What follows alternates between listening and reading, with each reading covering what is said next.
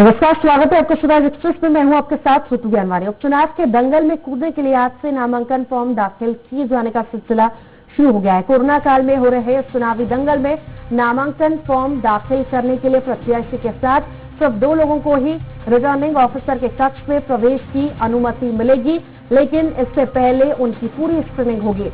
सुबह 11 बजे से दोपहर 3 बजे तक नामांकन दाखिल किया जा सकता है। इसके साथ ही प्रत्याशी नामांकन ऑनलाइन भी भर सकते हैं। नामांकन फॉर्म दाखिले की कार्रवाई आज से शुरू होकर 16 अक्टूबर तक शुक्रवार तक चलेगी। 17 अक्टूबर को नामांकन फॉर्म की जांच होगी, जबकि 19 अक्टूबर को नामांकन फॉर्म वापस लिए जा सकेंगे। इसके बाद स्थिति साफ हो जाएगी कि दोनों चुनावी मैदानों में कितने प्रत्याशी उतरे हैं। एमपी में 28 सीटों पर उपचुनाव होने हैं, वहीं छत्तीसगढ़ में मरवाही में उपचुनाव होना है। और अधिक जानकारी के लिए अतुल शर्मा हमारे साथ लाइव जुड़ गए हैं। अतुल, उपचुनाव का बिगुल बच चुका है और अब नामांकन फॉर्म भी आज से भरे जाएंगे, क्या कुछ पूरी जानकारी? देखिए, बिल्कुल ऋतु, 28 सीटों पे उपचुनाव होना है और आज से उपचुनाव का काउंटडाउन जो है शुरू हो चुका है। यानी आज से प्रत्याशी जो घोषित हो चुके हैं, बीजेपी के, कांग्रेस के और बसपा के जो प्रत्याशी अभी तक घोषित हो चुके हैं, वो आज से अपना नामांकन जो है भर सकते हैं। यानी कि आज से चुनाव के लिए जिस तरीके से जो तैयारी की जाती है प्रत्याशियों की, वो पोस्ट का आज पहला दिन हम कह सकते हैं कि आज से नामांकन भरना प्रत्याशी चालू कर देंगे। ये नामांकन की प्रक्रिया जो है आज से शुरू होकर 16 अक्टूबर तक चलेगी। साथ ही 17 अक्टूबर को स्क्रूटनी की जाएगी उन फॉर्मों की, उन नामांकन पत्रों की, और साथ में 19 तारीख को यानी 19 अक्टूबर को नामांकन की जो है वापस लेने की तिथि रहेगी। यानी कि अगर प्रत्याशी किसी कारणवश अगर चुनाव नहीं लड़ना चाहता है तो 19 अक्टूबर को वो अपना आवेदन और नामांकन फॉर्म वापस ले सकता है। हालांकि ये जिस तरीके से पूरी जो गाइडलाइन दी गई है उसमें सुबह 11 बजे से लेकर दोपहर में 3 बजे तक प्रत्याशी अपने जो है आवेदन भर सकता है, नामांकन पत्र दाखिल कर सकता है। हालांकि इस बार जिस तरीके से ऋतु पूरे देश के अंदर इस समय कोरोना का संकट फैला हुआ है, मध्य प्रदेश की हम बात करें तो लगभग 1.5 लाख के आसपास हमारे आंकड़े पहुंच चुके हैं। और ऐसे में मध्य प्रदेश में जब उपचुनाव होने जा रहे हैं तो कहीं ना कहीं उपचुनाव कोरोना संक्रमण के बीच में ये उपचुनाव जो होंगे तो उसमें कहीं ना कहीं सावधानी रखने के लिए भी निर्वाचन आयोग ने जो है एक नई गाइडलाइन जारी करी है। यानी इतिहास में पहली बार कोई भी प्रत्याशी ऑनलाइन आवेदन पत्र अपना भर सकता है। यानी कुल मिला के ये कह सकते हैं कि ऑनलाइन आवेदन भी भर सकता है। और जिस तरह से पहले रैली के साथ भी आते थे प्रत्याशी, पर अब रैलियां भी नहीं होंगी, कई गाइडलाइंस का अब पालन करना होगा। काफी सारे बदलाव किए गए हैं, क्या क्या बदलाव है इसमें अतुल?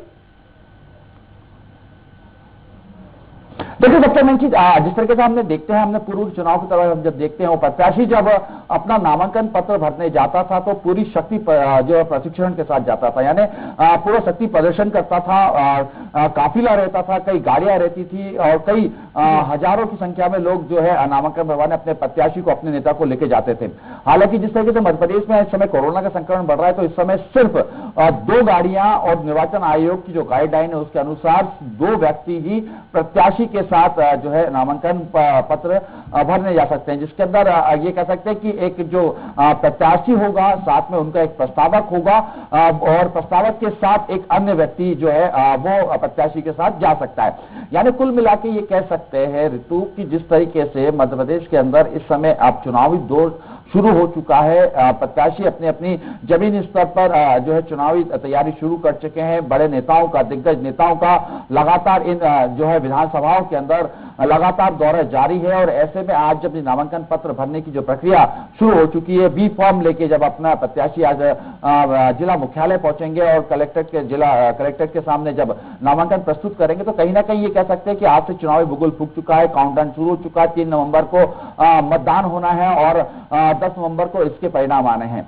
यानी कुल मिला के जिस तरीके से स्थिति कह सकते हैं कि आज से पूरी तरीके से जो राजनीतिक दल है वो सक्रियता में आ जाएंगे। यानी बीजेपी, कांग्रेस और इस बार के जो चुनाव है जिसमें बसपा ने भी अपनी एंट्री ले ली है और लगभग सभी सीटों पे अपने प्रत्याशी उतारे हैं। यानी त्रिकोणीय स्थिति इस समय मध्य प्रदेश के अंदर बनती हुई दिखाई दे रही है, बीजेपी, बसपा और कांग्रेस। हालांकि जिस तरीके से बसपा की स्थिति अगर हम देखते हैं ऋतु, तो जो ये 16 सीटें हैं, काफी सारे बदलाव अतुल किए गए हैं। यहाँ पर हम देख रहे हैं केंद्र सरकार की तरफ से भी अब छूट दे दी गई है, जितने लोग चाहें उतने लोग जोड़ सकते हैं, 100 से ज्यादा लोग जोड़ सकते हैं। पहले 100 लोगों तक अनुमति दी गई थी, पर अब कितना बड़ा चुनौती चुनौतीपूर्ण ये उपचुनाव होने जा रहा है, क्योंकि कोरोना काल है, इतने सारे लोगों की संख्या में लोग जुड़ेंगे।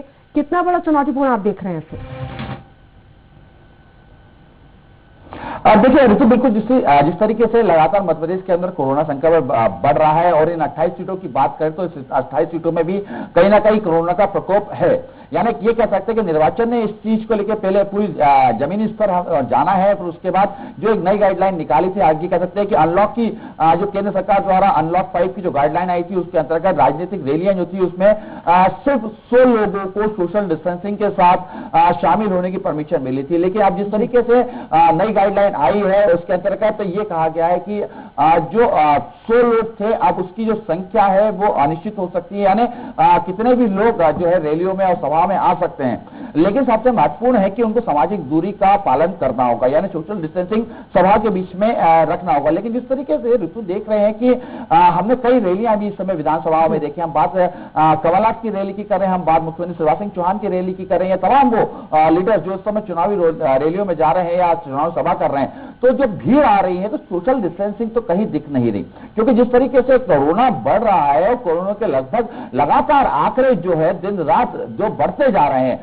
उसमें अब ये बड़ी चुनौती निर्वाचन के सामने खड़ी हो चुकी है, क्योंकि रैलियों को लेकर जिस तरीके से छूट दे दी गई है, अब पूरी ताकत जो है राजनीतिक दल अपने मतदाताओं को लुभाने में लगेंगे। आम सभा के दौरान मतदाताओं को अपनी बात सुनाने के लिए वहां पे लाया जाएगा, लगातार लोगों से संपर्क साधा जाएगा। तो लगातार आप बने रहिए, फिर से आपके पास आऊंगी, बड़ी खबर से रूबरू करवा दूं दर्शकों को। उपचुनाव से पहले बीजेपी के दिग्गज नेताओं का दौरा अभी भी जारी है। आपको बता दें, सीएम शिवराज सिंह चौहान आज आगर, हाटपिपलिया और सुवासरा के कायमपुर मंडल सम्मेलन को संबोधित करेंगे।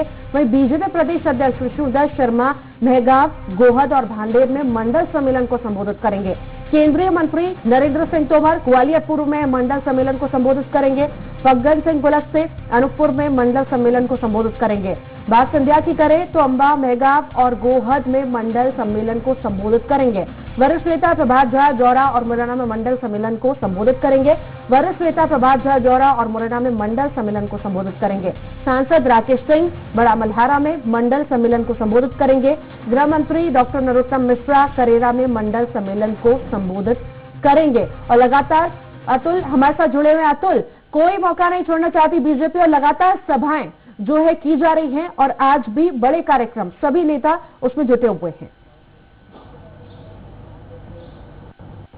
देखिए बिल्कुल तरीके से 3 तारीख को 3 नवंबर को मतदान होना है और ऐसे में राजनीतिक दलों के बाद बहुत कम समय अब बचा है अपने प्रचार प्रसार के लिए। तो ऐसे में बीजेपी ने पूरी ताकत जो है इस समय अपनी चुनावी मैदान में झोंक दी है। बीजेपी के तमाम नेता, शीर्ष नेता जिनको मध्य प्रदेश के आला नेताओं में जो शुमार है, हम बात करें मुख्यमंत्री शिवराज सिंह चौहान की हम बात करें, ज्योतिरादित्य सिंधिया की हम बात करें, गृह मंत्री नरोत्तम मिश्रा की बात करें, बेडी शर्मा की बात करें, राकेश सिंह की बात करें जो सांसद हैं, ये तमाम जो नेता हैं वो आज मंडल स्तर पर सम्मेलन जो आयोजित किया जा रहा है बीजेपी के द्वारा, उन तमाम अलग अलग जगह पर पहुंचेंगे और जो है आम सभा को अपने मंडलम के जो मंडल के जो कार्यकर्ता है, जो पदाधिकारी है, जो बीजेपी के कार्यकर्ता है, उनको जो है उनसे चर्चा करेंगे, उनसे सीधा संवाद करेंगे और बीजेपी की जिस तरीके से जो एक रणनीति बनाई गई है पिछले 2 महीनों के अंदर मध्य प्रदेश के उपचुनाव को लेकर, वो तमाम जो रणनीतियां हैं उससे जरूर अवगत कराएंगे। अगर हम देखें